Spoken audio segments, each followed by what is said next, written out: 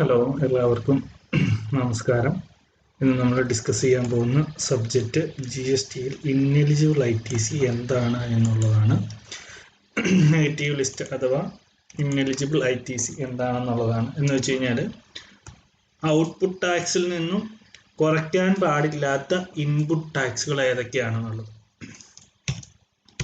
നമുക്കറിയാം. Input tax എന്ന് പറഞ്ഞാൽ എന്താണ്? പർച്ചേസ് ചെയ്യുമ്പോൾ ഒരു രജിസ്റ്റേർഡ് പേഴ്സൺ മറ്റൊരു രജിസ്റ്റേർഡ് പേഴ്സൻ്റെ അടുത്തുനിന്ന് വിൽക്കാൻ വേണ്ടി വാങ്ങുന്ന സാധനങ്ങൾക്ക് കൊടുക്കുന്ന പർച്ചേസ് ചെയ്യുന്ന സമയത്ത് കൊടുക്കുന്ന ടാക്സിനെയാണ് നമ്മൾ ഇൻപുട്ട് ടാക്സ് എന്ന് പറയുക. ഈ ഇൻപുട്ട് ടാക്സും നമുക്ക് ഔട്ട്പുട്ട് ടാക്സിൽ നിന്ന് നമുക്ക് ഡിഡക്റ്റ് ചെയ്യാവുന്നതാണ്. പർച്ചേസ് ചെയ്യുമ്പോൾ കൊടുത്ത ടാക്സ് സെയിൽ ചെയ്യുമ്പോൾ കളക്ട് ചെയ്യുന്ന ടാക്സിൽ നിന്നും ഡിഡക്റ്റ് ചെയ്യാനായിട്ട് സാധിക്കുന്നതാണ്. എന്നാൽ അങ്ങനെ ഡിഡക്റ്റ് ചെയ്യാൻ പറ്റില്ലാത്ത ഐറ്റംസിനെയാണ് നമ്മൾ നെഗറ്റീവ് ലിസ്റ്റിൽ ഉൾപ്പെടുത്തിയിരിക്കുന്നത്. അതായത് അങ്ങനെയുള്ള സാധനങ്ങൾ പർച്ചേസ് ചെയ്ത് കഴിഞ്ഞാൽ നമുക്ക് ഇൻപുട്ട് ടാക്സ് ആയിട്ട് നമുക്ക് കണക്കാക്കാനേ പറ്റില്ല. ഇൻപുട്ട് ടാക്സിൽ 3 വിധത്തിലുള്ള ഇൻപുട്ട് ടാക്സ് ആണുള്ളത്. ഇൻപുട്ട് ഗുഡ്സ് ഉണ്ട്, ഇൻപുട്ട് സർവീസ് ഉണ്ട്, ക്യാപിറ്റൽ ഗുഡ്സ് ഉണ്ട്.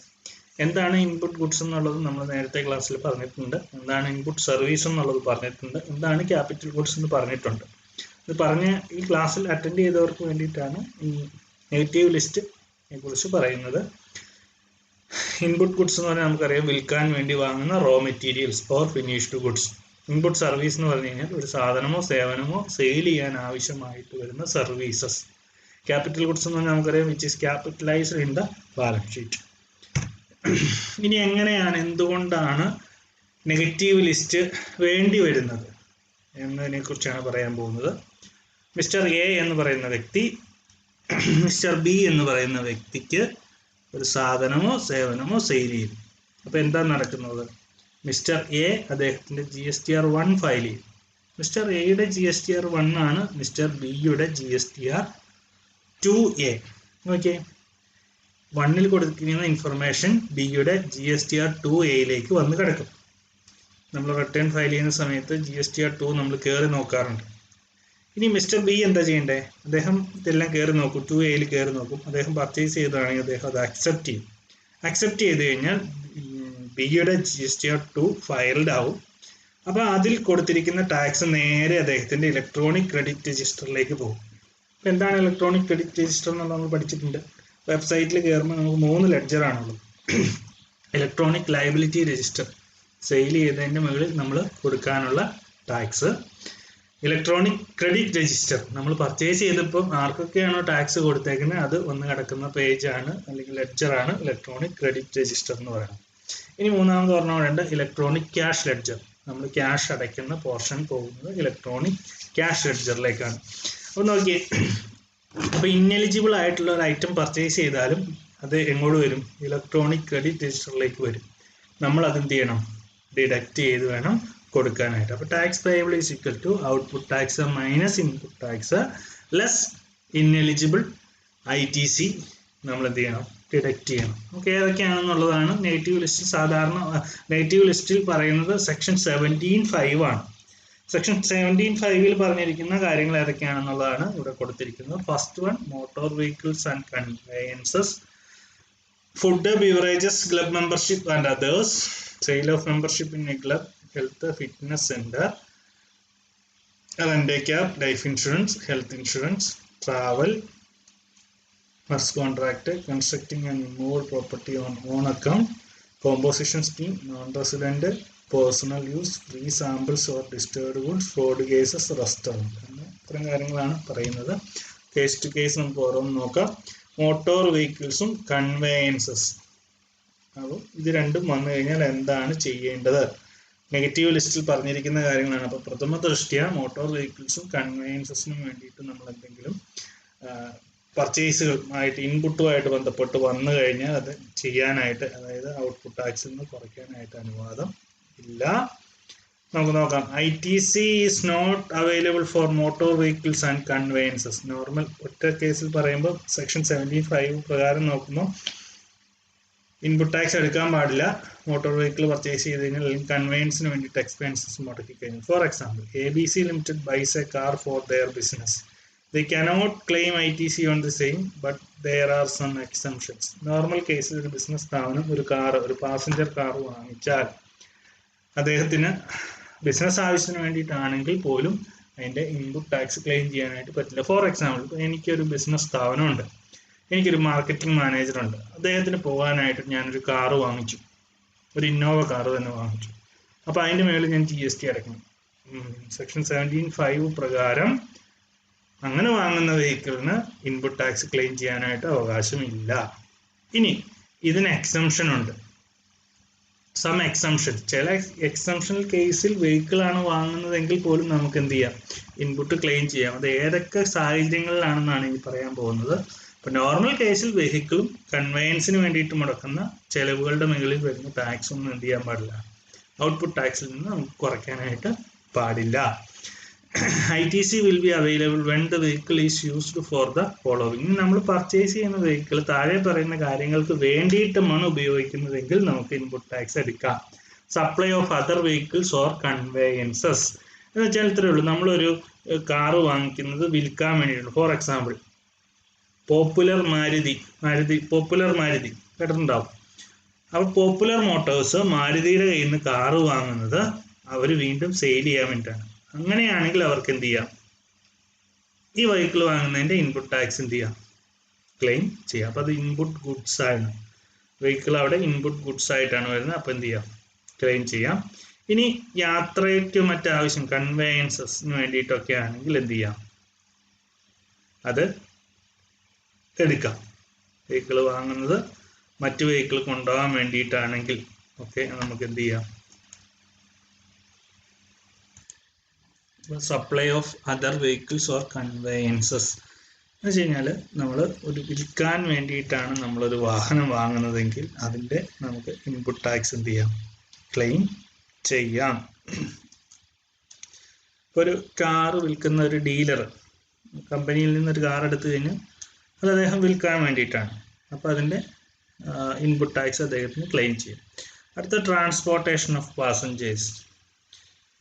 If you are providing transportation of passengers, then ITC will be allowed on the vehicle purchased. എന്ന് വെച്ച് കഴിഞ്ഞാൽ നമ്മൾ ട്രാൻസ്പോർട്ടേഷൻ ഓഫ് പാസഞ്ചേഴ്സിനെ കൊണ്ടുപോകുന്ന ട്രാൻസ്പോർട്ടേഷൻ സർവീസാണ് നമ്മൾ കൊടുക്കുന്നതെങ്കിൽ, പാസഞ്ചേഴ്സിനെ കൊണ്ടുപോകുന്ന പർപ്പസിന് വേണ്ടിയിട്ടാണ് നമ്മളൊരു വണ്ടി വാങ്ങുന്നതെങ്കിൽ അതിൻ്റെ ഇൻപുട്ട് ടാക്സ് ക്ലെയിം ചെയ്യും. For example, happy tours purchased a bus for intercity transport of passengers, ITC available. എന്ന് വെച്ച് കഴിഞ്ഞാൽ ഒരു ട്രാൻസ്പോർട്ടേഷൻ ബിസിനസ് നടത്തുന്നത്, അതായത് ഞാൻ വണ്ടി വാങ്ങിച്ച് ആ വണ്ടി ആളുകളെ കയറ്റി ടൂറ് പോകും. ഇപ്പോൾ ടൂറിസ്റ്റ് ബസ് ഓപ്പറേറ്റേഴ്സ് ഉണ്ടല്ലോ, ടൂറിസ്റ്റ് ബസ് ഓപ്പറേറ്റേഴ്സ് ഒരു ബസ് വാങ്ങിച്ചു, അതെന്തിനു വേണ്ടിയിട്ടാണ്, ആളുകളെ കയറ്റി ടൂറ് കൊണ്ടുപോയി പൈസ വാങ്ങിക്കാൻ വേണ്ടിയിട്ടാണ്. അപ്പോൾ അവർക്ക് രജിസ്ട്രേഷൻ ഉണ്ടെങ്കിൽ ആ വെഹിക്കിളിൻ്റെ എന്ത് ചെയ്യാം, അതിൻ്റെ ഇൻപുട്ട് ടാക്സ്, പർച്ചേസ് ചെയ്യുന്ന സമയത്ത് ടാക്സ് ഔട്ട്പുട്ട് ടാക്സിൽ നിന്ന് കുറയ്ക്കാം. ഇനി വാഹനം വാങ്ങുന്നത് ഡ്രൈവിങ് പഠിപ്പിക്കാൻ വേണ്ടിയിട്ടോ അല്ലെങ്കിൽ ഫ്ലൈയിങ്, വിമാനം വാങ്ങുന്നത് പറപ്പിക്കാൻ പഠിപ്പിക്കാൻ വേണ്ടിയിട്ടോ അങ്ങനെ എന്തെങ്കിലും പർപ്പസിനൊക്കെ വേണ്ടിയിട്ടാണ് എങ്കിൽ എന്ത് ചെയ്യാം, ഇൻപുട്ട് ടാക്സ് ക്ലെയിം ചെയ്യാം. ഇനി നമ്മൾ വണ്ടി വാങ്ങുന്നത് നമ്മുടെ ഗുഡ്സ് മൂവ് ചെയ്യാൻ വേണ്ടിയിട്ടാണ്, ട്രാൻസ്പോർട്ടേഷൻ ഓഫ് ഗുഡ്സ്. നമുക്ക് ട്രാൻസ്പോർട്ടേഷൻ ഓഫ് ഗുഡ്സ് ഉണ്ടെങ്കിൽ, ഫോർ എക്സാമ്പിൾ, ഇപ്പം ഞാനൊരു ഒരു സിമൻറ്റ് ഇഷ്ടിക ഉണ്ടാക്കുന്ന ഒരു ബിസിനസ് ചെയ്യുന്ന ആളാണ്. ഞാൻ അവിടെ ഒരു ലോറി വാങ്ങിക്കാം, ഞാൻ വെഹിക്കിൾ വാങ്ങിക്കാം. ആ വാങ്ങിക്കുന്ന വെഹിക്കിൾ അവിടെയുള്ള ആ ഗുഡ്സ് എനിക്ക് അങ്ങോട്ടും ഇങ്ങോട്ടും മൂവ് ചെയ്യാൻ വേണ്ടിയിട്ടാണ്. അപ്പോൾ എനിക്ക് എന്ത് ചെയ്യാം, ഇൻപുട്ട് ക്ലെയിം ചെയ്യാം. ഇനി നമുക്ക് buses for pick and drop of employees if approved capacity is more than 13 persons including driver. ഇനി നമുക്ക് ഒരു 13 സീറ്റിന് മുകളിലുള്ള വണ്ടിയാണ് വാങ്ങുന്നതെങ്കിൽ നമുക്ക് അതിൻ്റെ ഇൻപുട്ട് നമുക്ക് ഔട്ട്പുട്ട് ടാക്സിൽ നിന്ന് കുറയ്ക്കാം. അപ്പോൾ എക്സെപ്ഷണൽ കേസ് ഇതൊക്കെയാണ് മോട്ടോർ വെഹിക്കിൾസ് ആൻഡ് കൺവേയൻസിനെ കുറിച്ച് പറയുന്നത്. അപ്പോൾ ഇനി നമുക്ക് അടുത്ത കേസിലേക്ക് നമുക്ക് പോകാം. അടുത്തത് food, beverages, club membership and others.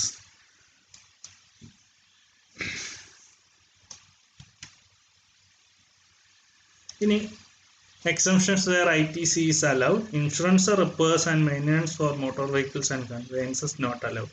ഇനി ഇൻപുട്ട് ടാക്സ് എടുത്തിരിക്കുന്ന വെഹിക്കിളിൻ്റെ മുകളിൽ വരുന്ന റിപ്പേഴ്സ് ആൻഡ് മെയിൻ്റനൻസ് ഇൻഷുറൻസും ഒക്കെ നമുക്ക് എന്ത് ചെയ്യാം, ക്ലെയിം ചെയ്യാം. അപ്പോൾ വെഹിക്കിൾ ഇന്നെലിജിബിൾ ആണെങ്കിൽ ആ വെഹിക്കിളുമായിട്ട് ബന്ധപ്പെട്ട് വരുന്ന ഒരു എക്സ്പെൻസിൻ്റെ മുകളിലും വരുന്ന GST നമുക്ക് ക്ലെയിം ചെയ്യാനായിട്ട് പറ്റില്ല. അതേസമയം വെഹിക്കിൾ നമുക്ക് ഇൻപുട്ട് ടാക്സ് എടുക്കാൻ പറ്റുന്ന കാറ്റഗറിയിൽ വരുന്നതാണെങ്കിൽ അതിനു വേണ്ടി മുടക്കുന്ന റിപ്പേഴ്സ്, മെയിൻ്റനൻസ്, ഇൻഷുറൻസ് കാര്യങ്ങളൊക്കെ നമുക്ക് എന്ത് ചെയ്യാം, നമുക്ക് അതിൻ്റെ ഇൻപുട്ട് നമുക്ക് എടുക്കാവുന്നതാണ്. Food, beverages, club membership and others. ITC is not for the supply of following goods or services or both: food and beverages, outdoor catering, beauty treatment, health service, cosmetic and plastic surgery. അപ്പോൾ ഈ പറയുന്ന കാര്യങ്ങളുടെ മേഖലയിൽ വരുന്ന ഒരു വിധത്തിലുള്ള input ടാക്സുകളും എന്ത് ചെയ്യാൻ പറ്റില്ല,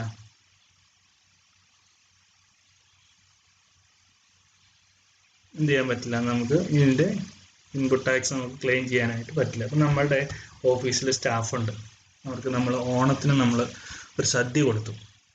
സദ്യയുടെ മേളിൽ ആ സദ്യ നമ്മൾ പുറത്തുനിന്ന് വാങ്ങിച്ചാണ്. അപ്പം നമ്മൾ അതിൻ്റെ മേളിൽ ഇൻപുട്ട് ടാക്സ് കൊടുത്തിട്ടുണ്ടെങ്കിൽ അത് നമുക്ക് എന്ത് ചെയ്യാൻ പറ്റില്ല, ഇൻപുട്ട് ടാക്സിൻ്റെ കൂട്ടത്തിൽ കൂട്ടാൻ പറ്റില്ല. Okay. Ajay enterprises arrange for an office party for its employees. Ajay enterprises will not be able to claim ITC on the food and beverages server. അപ്പം ഇങ്ങനെയുള്ള താഴെ പറയുന്ന സേവനങ്ങൾ, അതായത് ഫുഡ് ആൻഡ് ബിവറേജസ് എംപ്ലോയീസിന് കൊടുക്കുന്നു. അത് ഔട്ട്ഡോർ കേറ്ററിങ് നടത്തിയാലും അതും എടുക്കാൻ പറ്റില്ല. ബ്യൂട്ടി ട്രീറ്റ്മെൻറ്റിന് വേണ്ടിയിട്ട് നമ്മൾ പൈസ മുടക്കി കഴിഞ്ഞാൽ അത് നമുക്ക് ക്ലെയിം ചെയ്യാൻ പറ്റില്ല. Health service, cosmetic and plastic surgery, ഇതൊന്നും നമുക്ക് എന്ത് ചെയ്യാൻ പറ്റില്ല, ഇൻപുട്ട് ടാക്സ് ക്ലെയിം ചെയ്യാനായിട്ട് പറ്റത്തേയില്ല. ഇനി ഈ പറയുന്ന കാര്യങ്ങളൊക്കെ നമുക്ക് ക്ലെയിം ചെയ്യാം. എപ്പോഴാണെന്നറിയാവോ?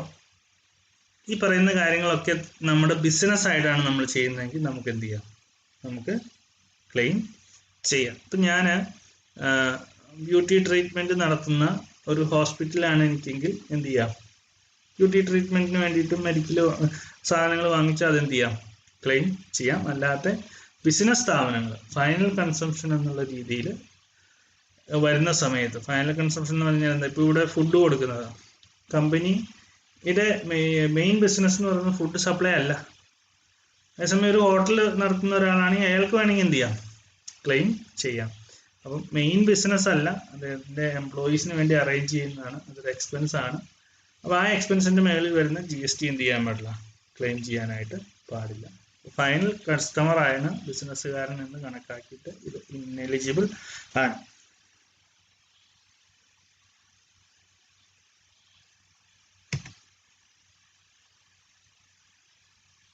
ഇനി മെമ്പർഷിപ്പ് ഫീകളൊക്കെ നമ്മൾ കൊടുക്കും.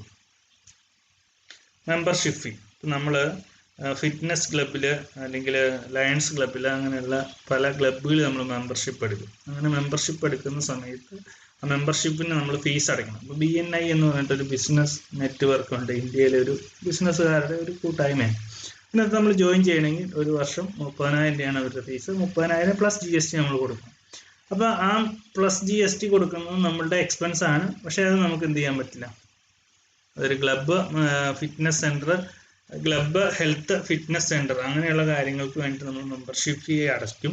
അതിൻ്റെ മേളിൽ GST ഉണ്ടെങ്കിൽ നമുക്ക് എന്ത് ചെയ്യാൻ പറ്റില്ല, ഇൻപുട്ടായിട്ട് കണക്കാക്കാൻ, ഇൻപുട്ട് ടാക്സ് ആയിട്ട് കണക്കാക്കാനായിട്ട് പറ്റില്ല. ഔട്ട്പുട്ട് ടാക്സ് നമുക്ക് കുറയ്ക്കാൻ പറ്റില്ല, നെഗറ്റീവാണ്. Mister Vimal, managing director, has taken membership of lions club. ഇത് കമ്പനി ബേസ്ഡ് മെമ്പർഷിപ്പ് ഫീ. കമ്പനിയാണ് മാനേജിംഗ് ഡയറക്ടർക്ക് വേണ്ടിയിട്ട് ലയൺസ് ക്ലബിൻ്റെ ഫീസ് പേ ചെയ്തത്. അപ്പോൾ കമ്പനിയുടെ പേരിലായിരിക്കും ബില്ലടിച്ചേക്കുന്നത്. അങ്ങനെയാണെങ്കിൽ പോലും ഇൻപുട്ടായിട്ട് എന്ത് കണക്കാക്കാനായിട്ട് പറ്റത്തില്ല. അടുത്തത് നമ്മളൊരു വണ്ടി വാടകയ്ക്ക് വിളിച്ചാൽ ലൈഫ് ഇൻഷുറൻസ്, ഹെൽത്ത് ഇൻഷുറൻസ് ഇങ്ങനെയുള്ള കാര്യങ്ങളൊക്കെ എടുത്തു കഴിഞ്ഞാൽ അതിൻ്റെയും ഇൻപുട്ട് ടാക്സ് നമുക്ക് എന്ത് ചെയ്യാൻ പറ്റില്ല, എടുക്കാനായിട്ട് പറ്റില്ല. ITC is not available for rent a car, health insurance and life insurance. Exemptions ഉണ്ട് കേട്ടോ, ഇക്കാര്യത്തിൽ എക്സംഷൻസ് ഉണ്ട്, പ്രത്യേകം നോട്ട് ചെയ്യണം.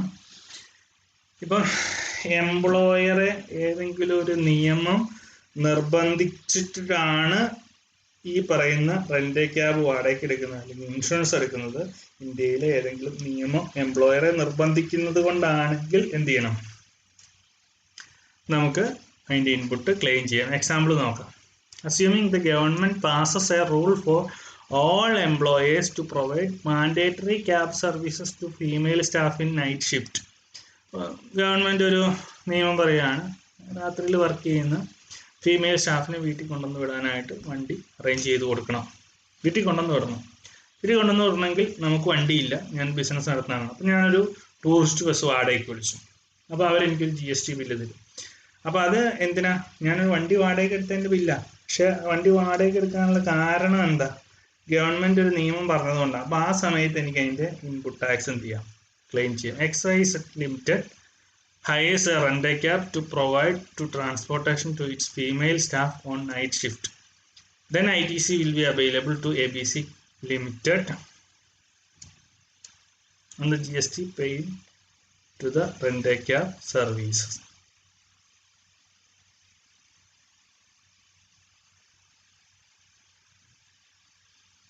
ABC Limited അല്ല, ഇവിടെ ഒരു ചെറിയ തിരുത്തുണ്ട്. ഇവിടെ XYZ ലിമിറ്റഡ് തന്നെയാണ് നമ്മൾ നോക്കുക. അപ്പോൾ ഒരു കമ്പനി ഒരു